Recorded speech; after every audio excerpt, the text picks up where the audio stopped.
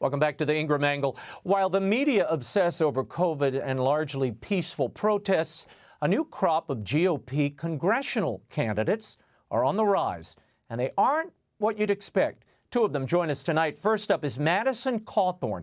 He's a 24-year-old who won a big upset in last week's primary after he beat the candidate President Trump endorsed for North Carolina's 11th district. Also with us is former NFL player Burgess Owens, who beat 3 primary contenders to become the nominee for Utah's 4th district. Gentlemen, thank you both for being with us. Madison, I want to start with you. You have an amazing story. You could well be the youngest congressman in the Capitol, but you suffered a terrible accident, lost the use of your legs. What did you learn from that, and did that drive you at all to want to run for Congress?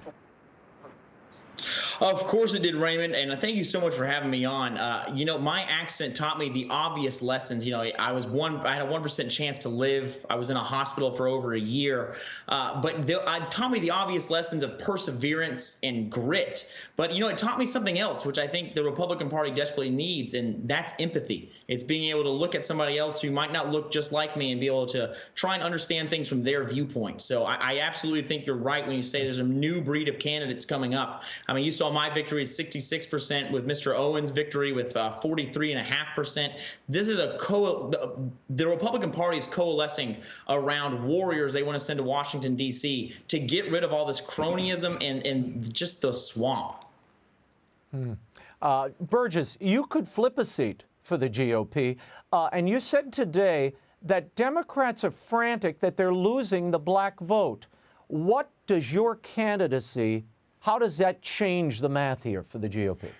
Well, first of all, it's exciting to me to have candidates like Madison, and across our country, we have a very special moment.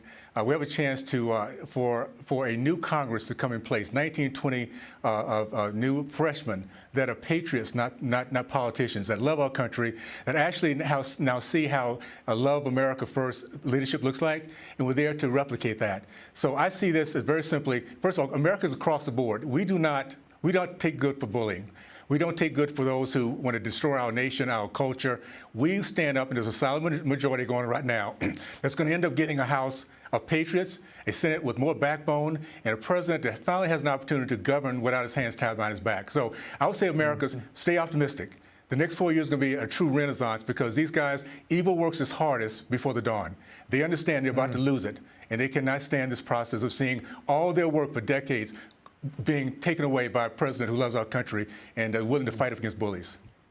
Madison, the media is convinced the best path to victory for Republican candidates is to socially distance themselves from Donald Trump. Watch this.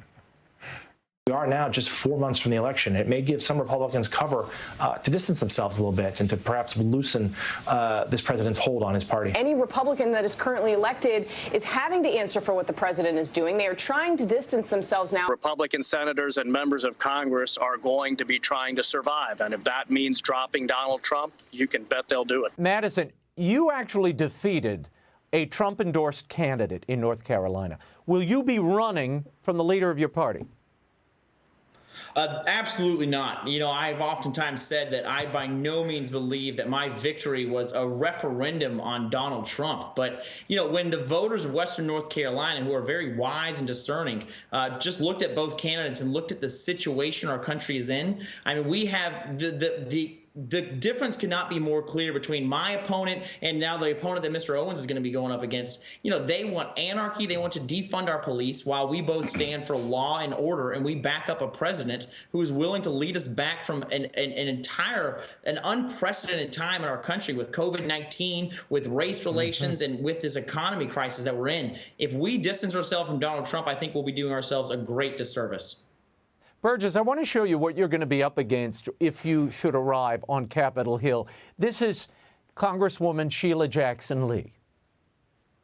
We understand that the disparities that are so stark, that are reflective of the brutality, of the cruelty, the fundamental injustice and humanity of slavery have never been answered. This is America's responsibility to pay, the American government's responsibility to pay her debt. She's talking about reparations there. What would you tell her, Burgess? Well, you listen to the voice of a Marxist. Let me just say this. My great community that I grew up in, that was the most competitive minority in our country, 40s, 50s, and 60s, was turned upside down, not by white supremacists, but by black elitists like the ones you just heard from.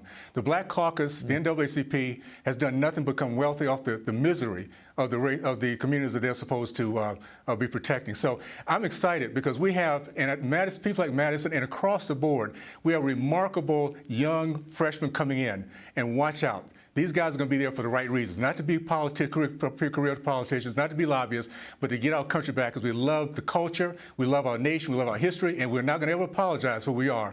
And we get this group back in place. Believe me, guys, get ready. And you'll see these guys going frantic, by the way, these black Marxists. They're going to see them going frantic. Madison, I only have 30 seconds. Mark Meadows, who had the seat that you are seeking, he endorsed your opponent, but you have a close relationship with him. He was your speech and debate coach. Yes, he was. He definitely taught me how to be able to rip apart an argument that's filled with fallacies, and that's all the Democrats have. So, you know what? There's no hard feelings there. He's been very good to me my entire life, nominated me to the United States Naval Academy. So no hard feelings there. But, you know, just like Mr. Owens is saying, we have a patriot revolution on the rise. And although these far left fringe movements of these Marxists is coming, we're coming with a vengeance, and we're ready to fight. Can I say this real quick? Thank you both. Can I say this real quick? Go ahead. Democrats and independents, listen to what we're saying. We're all in this together. We're fighting for the same end game. Don't let the left divide us. Let's do it to get this thing done, guys. Gentlemen, I thank you both for being here and for your efforts. We'll be watching you as the months roll on here to Election Day.